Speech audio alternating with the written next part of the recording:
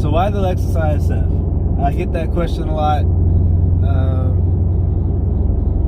When I was in college, I really wanted to get a Supra, but I was a broke college kid, first starting off in a career and all the other stuff, and couldn't get one at the time. I was also getting married, and not too soon after that, had a kid as well. But the plan was to get the Supra, of course. You know, everybody wants a Supra. Gotta have the 2JZ, being a Toyota fanboy. But two-door car is not the best option at the time.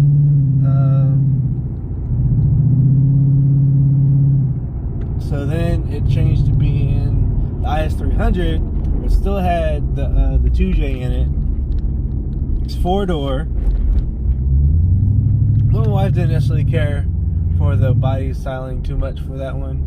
So although I still might get a IS-300, it's not high on her list there.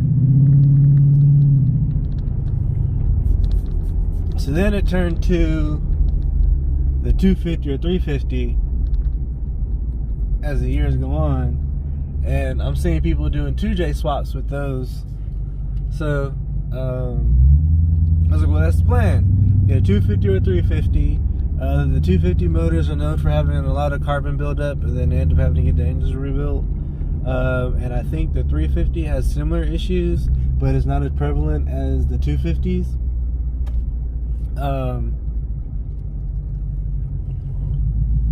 But yeah, I still wanted to be in a Toyota family.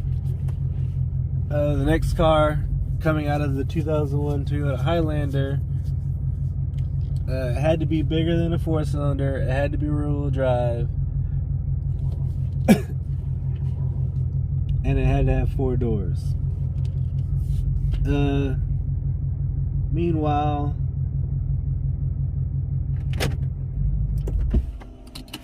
I'm starting to actually save up and everything. Alright, where we leave off? 250, 350. Yeah, this has nothing to do with nothing. I just left Walmart. I got my taco stuff. We're making tacos tonight. But yeah, so now fast forward a couple years later, starting to make money in my field, saving up. My 2001 Highlander is starting to really show its age, starting to get more problems than good things out of it. So now it's time to really get the project car, my first project car, and so still thinking about getting, you know, I'm looking at super prices now. Super prices has gone too far up, way out of price range. I mean, if I was saving this whole time for one, yeah, I probably could have got one cash, and that would have been cool. But nah, and even then, it wouldn't have, I mean, nah, I couldn't see myself really dropping to 25 max. I'll give myself 25 max to buy a Mark IV Supra. I mean, for whoever got it, that's on them, but that, I'm just talking about me. Super prices has gone up.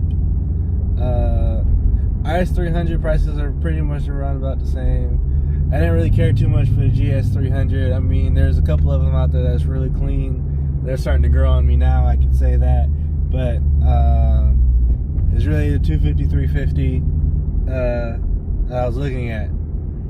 And then I was talking about it one day, and one of my coworkers was like, why don't you just get an F? And I was like, I can't afford no F. And sure enough, 250s and 350s, the ones that I was looking at, are around about the same price as the ISF. But in my head, I was still thinking that I couldn't afford the ISF because it was like a $60,000, $70,000 car. Well, things depreciate, and really, and I found it for, and they're right about in the 20 price range. $40,000 for a car. And yeah, I could buy a Corolla or a Camry, brand new off the lot, but those are boring cars. I can't do that. Like, for what? And I'm not really into trucks like that, although I really am seeing the need for one. Well, starting to see the need for one coming up here pretty soon. But yeah, I really wanted something fun to drive.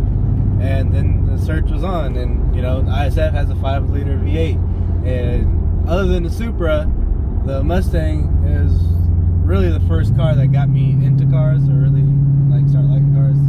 So 5050, it's a 4-door, it's rear-wheel drive. You know, that's all day right there. So now the hunt is on, trying to find one that's not too high in mileage, not abused or anything like that, for a reasonable price range. And then we're also trying to build credit so we can get into a house as well. So that's why I was also looking for something to, like, you know, get a loan on to help build credit and everything like that. But anyway, searching for one. Cars like the ISF, Q50s. I was looking at the turbo ones. I wasn't really necessarily caring for the 3.7s. I didn't want to have another Z, I guess. The Cadillac CTSs, well, the Vs, of course. I entertained the ATSs, but I really wanted the CTS V. Those are around in the same price range. I entertained the idea of an E90 M3. I still want to build a Eurofighter one day. I don't know if I'll keep the BMW motor in there. I don't know. What else I was looking at? A C63. I wasn't looking for one, but it did pop up. You know, if you do Car Gurus, CarMax, and all that other stuff. If they don't have one that you're looking for, they'll say like, you may be interested in this, like similar car or whatever. C63s in the same, the AMGs of course, was in the same price range. The Chevy SSs, another rare car.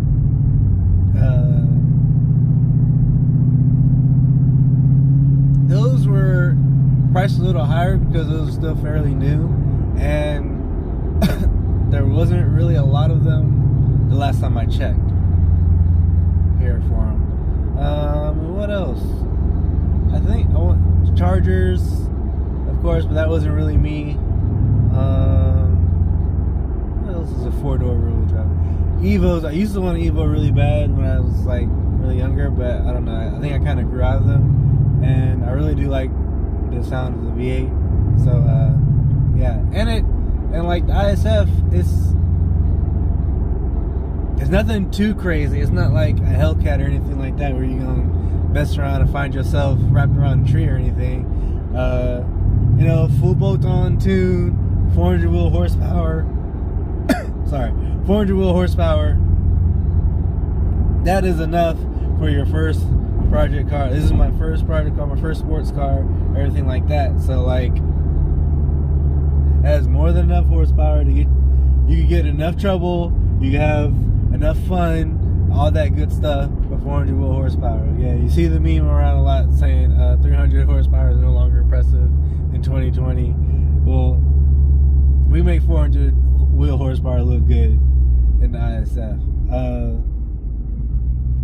And yeah, you'll see like the tuning capabilities for them is pretty up there. I mean, to make anything fast is going to cost like a lot of money.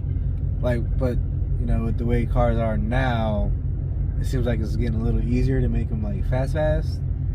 But there's always going to be somebody faster than you. But those are just some of the reasons why I bought the ISF. It has a V8 up front. It has 4 doors for my family. It's a rear-wheel drive, so I can have fun and I can do some hooning. And it's the only one that really stuck, especially with being like, I mean, I'm mainly a Toyota fan itself.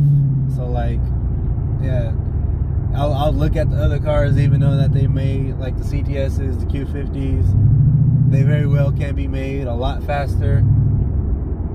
At least that I've seen. There's no like really documented, like recorded Fs out there like that. At least that I've seen. Hellcats, all that other stuff. But it's the only one that was just like, yeah, that'd be really cool to own one of those. And I do not regret my purchase at all. I still have fun with it. Every time going out, every time I start it up, puts a smile on my face. Say if you don't look back at your car after you parked it or whatever, you bought the wrong car.